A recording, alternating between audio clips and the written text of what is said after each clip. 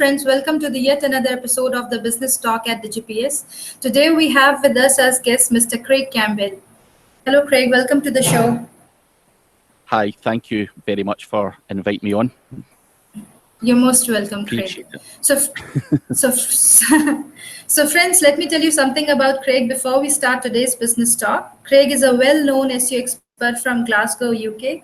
He has been providing SEO consulting and digital marketing solutions to world's top companies for the last 17 years, and today he has a big list of loyal clientele. Craig is also a regular SEMrush webinar host, SEO trainer, and speaker. So today we are going to learn a lot from him as to how he has covered his journey, how he overcame the challenges he faced, and much more. So get ready to collect the golden nuggets every digital marketer needs to know. All right, so let's go ahead with today's business talk. All right, Craig, so it's been 17 years you have been providing SEO consulting and digital marketing solutions to world's top companies, and today you have a big list of loyal clientele. So how did you cover the journey? Any challenges? There's always challenges. Even now, when I'm experienced, I still have challenges. You've got staffing problems, you've got challenges with clients.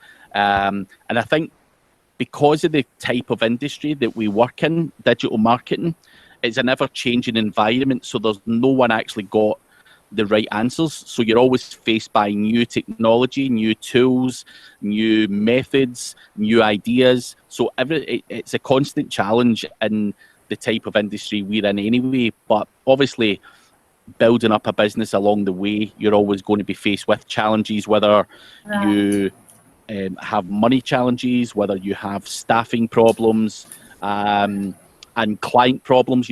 Clients can prove to be one of the most difficult problems you can ever have to deal with. Just managing clients' expectations and whatnot are always very, very challenging as well. So there's always challenges, even now to this day, there's always challenges. Very true, very true. So why a digital marketing company? I mean, what clicked your mind some 17 years ago to launch a SEO and a digital marketing agency? Nothing. Because it wasn't a thing when I started, digital marketing wasn't a big, important factor when I started. What really made me interested was when I grew up. So I'm 39 just now, but when I was like 16 or 17, the internet just came out. So everyone got the internet in the house, and, you could just look at things online. You could send someone an email, and, because of when I was brought up, you couldn't send someone an email. You couldn't look on the internet. So it was a big thing. And that is probably where it stemmed from, because even something very simple like looking at my house on Google Earth when, when the internet first came out was mind blowing. You were like, whoa, this is amazing. So, and it kind of developed from there. So then you start finding out about the internet, how it works. And then before you know it, you're learning SEO and stuff like that. So I think it wasn't something I had set out to do. I think it was just because of when I was born and the fact that the internet came out when I was looking to start employment. It was something that I was very, very, I would say mesmerised by it, the whole internet thing, and the fact that you can talk to someone and play games with someone online was just mind blowing for me, and that's where it all started from. But there was no such thing as a digital marketing career at that point. We were just all guessing and making it up as we were going along. All right. So Craig, please tell us about the one mistake that costed you the most. So one of the biggest mistakes is not doing enough research into the business that I would say I'm an impulsive guy. So people have given me business ideas in the past, and what I've done is just jumped into the ideas. For example, I set up a women's clothes online shop, and there was a lot of search for it, and it's a perfectly viable business model. But what I didn't do was research the whole business and find out done any kind of research, because in the UK, a lot of women return their items, and when someone returns their items, it's eaten into your profit margin. So I'd spent a lot of money building a website, ranking the website, and then found out that 80% of ladies return items, and that's just the nature of the beast. And because of the business model was set up to be a high volume of sales with low margins, low profit margins, it didn't quite work out. So I think what I would always advise anyone that one of the biggest mistakes I've done is don't just dive in and do crazy things. Do research, take a step back, think about things, ask questions, do a lot more research, because that cost me a lot of money, and I've done it several times. So yeah, that's probably the biggest mistake I've ever made. Right. So Craig, you've been working in the field for the last 17 years. What is the most common client misconception about SEO you have come across yet, and how do you deal with it? There's lots of misconceptions with SEO, to be fair, but I think a lot of people think SEO is a lot harder than it really is, or I think a lot of people are looking for this special trick that's not actually there. So with SEO, yeah, I mean, the biggest thing for SEO is links and content. But I think the biggest misconception is people think that there's some secret that's not there. It's not easy. There's not a special button that ranks a website well. There is no crazy secret, potion that helps it. You've just got to learn and put in the hard work. There's no easy way to rank in a website. And we get clients who can't get their head around something simple like you have to have unique content in your website. They think it's just as easy as just copying and pasting someone else's content.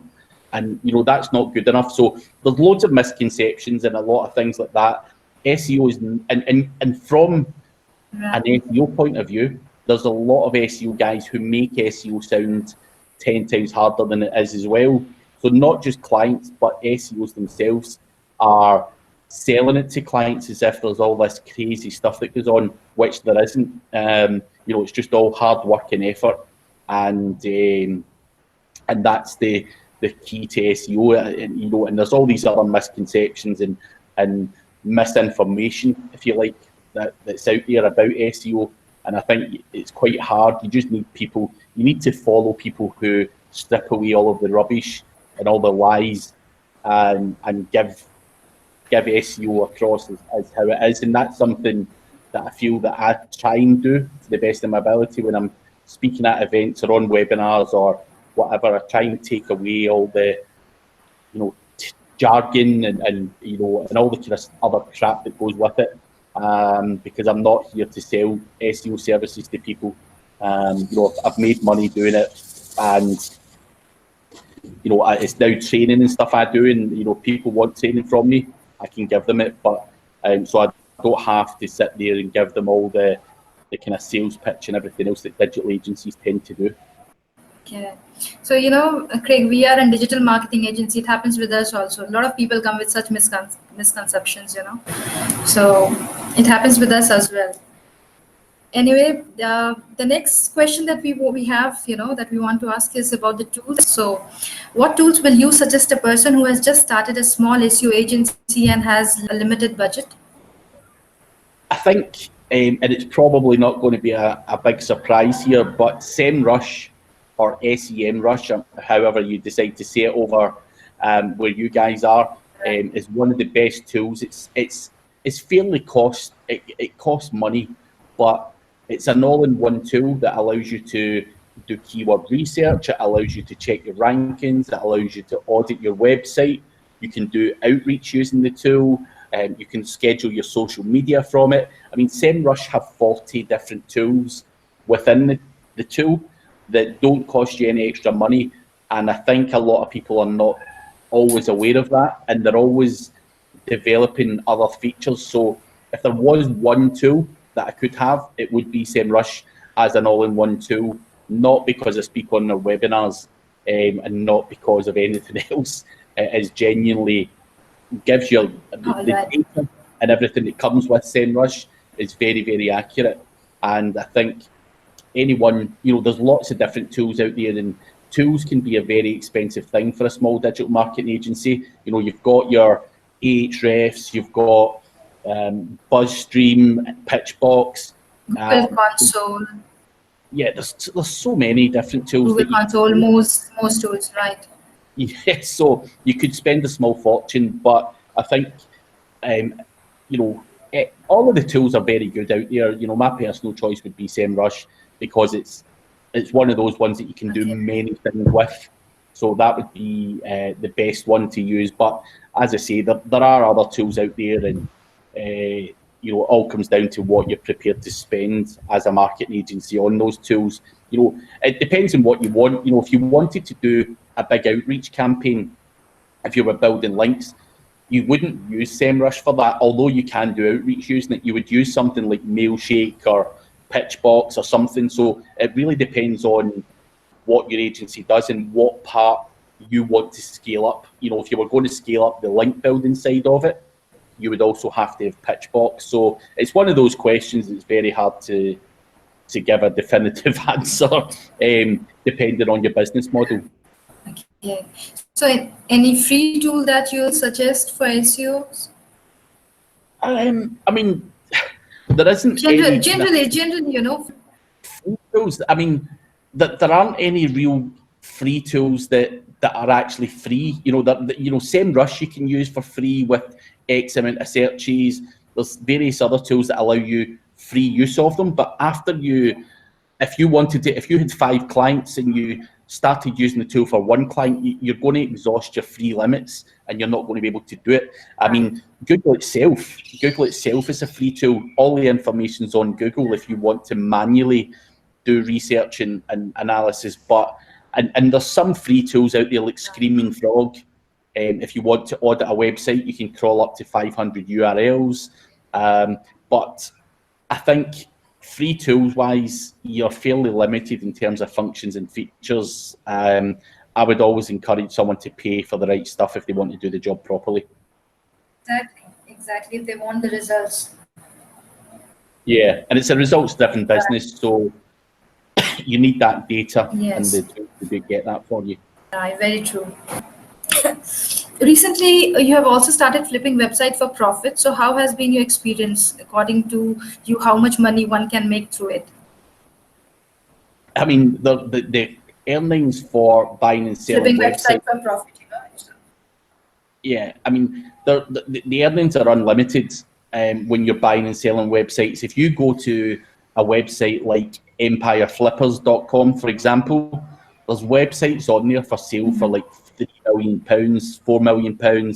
So you can buy a website at a very low cost, do some great work on it and flip it for millions of pounds. So the sky really is the limit, depending on how much time and effort you want to put into developing that website. And what I'm looking for when I'm buying websites is someone who's put a lot of time and effort in but doesn't really understand SEO. So I can then quickly go in there, take over the parts that they're weak on, service those, and then build the website up and then flip it on at a profit. You know, for example, I'll give you an example here.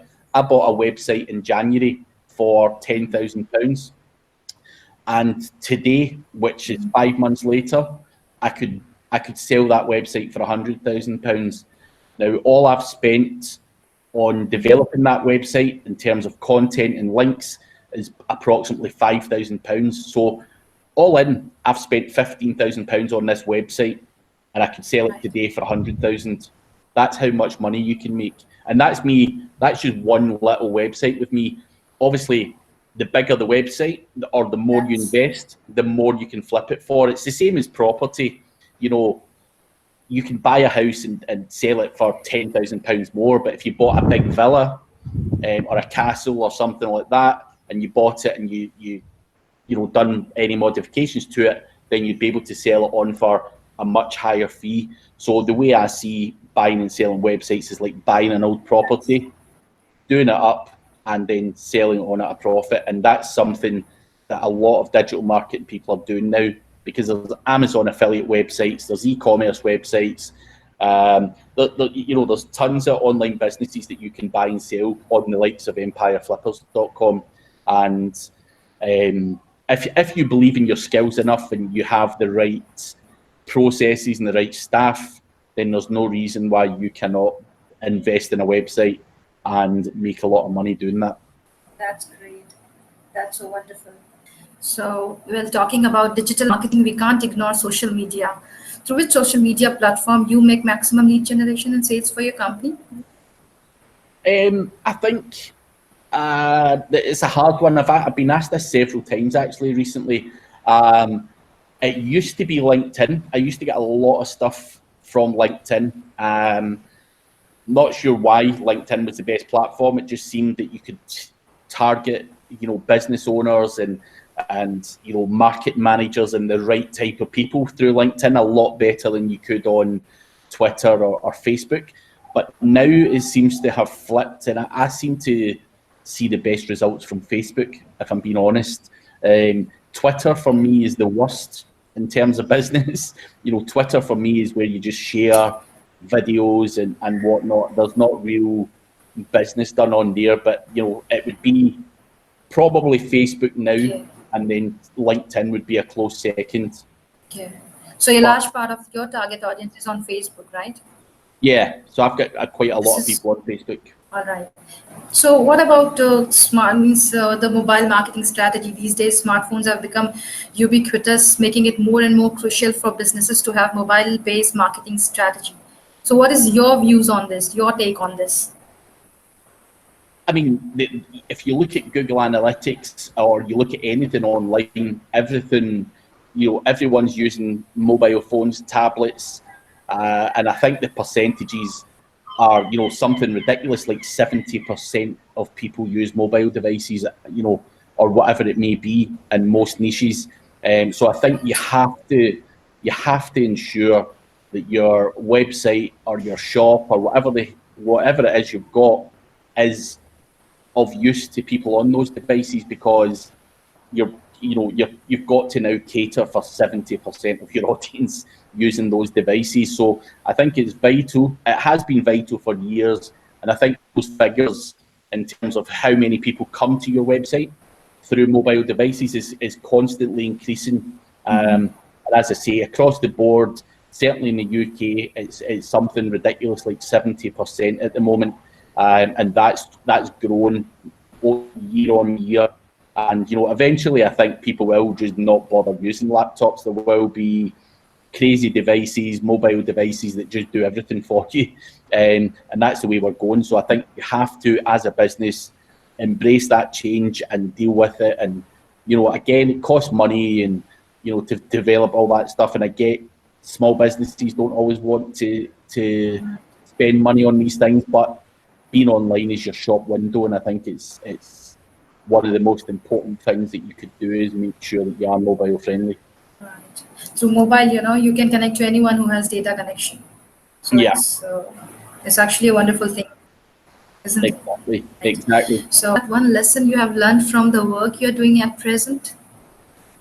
I mean, I'm still learning every day. I think digital marketing is one of those subjects where, as I say, it's ever changing. So I'm learning all the time, developing all the time, and as you get older and you attend conferences and you speak at conferences and become more successful, one of the lessons that I would say I've learned over the years is to sit back and listen now to what other people have to say, where before I maybe thought that I was right and everyone else was wrong and things like that, but now you have to take on board everything and let people have their say, not be ignorant, and embrace everything everyone's saying, especially in this industry, because no one's right, no one's wrong, and at points you can sometimes think you know everything and you don't need any more development. You know everything about SEO,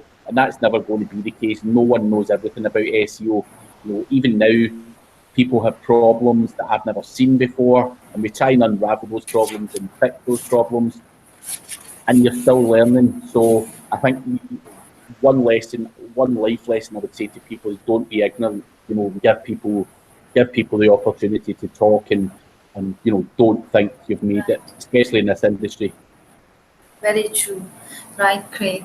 And so, any message for those who aspire to be like you one day? I mean, any advice for those who want to be always at the top of the game like you? I think you've just got to. The only advice I would really give to people is you've got to be enthusiastic about it. If you don't like SEO and you don't see it as your life as such, I don't see it as a 9-to-5 job.